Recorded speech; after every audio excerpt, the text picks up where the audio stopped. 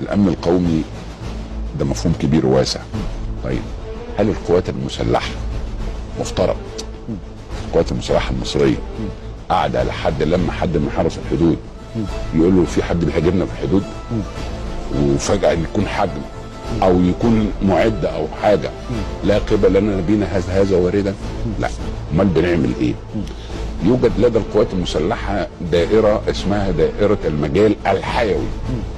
ايه بقى المجال الحيوي؟ المجال الحيوي لازم عيني تشوف شرقا لحد ايران. نعم. لحد ايران.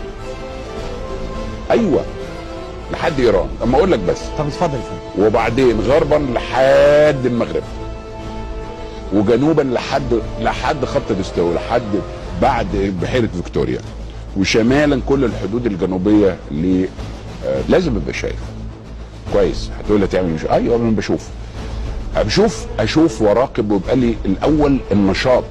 لازم يبقى لي النشاط، ليس بالضروره حرب لسه ما جيتلكش فيه، بس ليها انشطه فيه، انشطه ممكن تعاونيه لازم اشتغل. وفي ذات الوقت احنا وصلنا لكلمه نمو العدائيات. نمو العدائيات في منطقه ما في مجال الحيوي بتاعي اللي قد يصل، ما انا بقول لك ايران على طول في مجال الحيوي بتنمو، هذا بينمو لي عدائيه. اما بعرف نمو العدائيات مبكرا فبيبقى عندي ادوات اكبر من الاداه العسكريه ان انا ابدا اتعامل مع هذا النمو.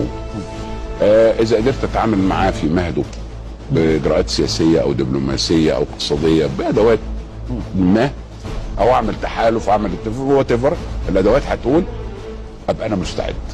مش لما يجي الحدود، لا.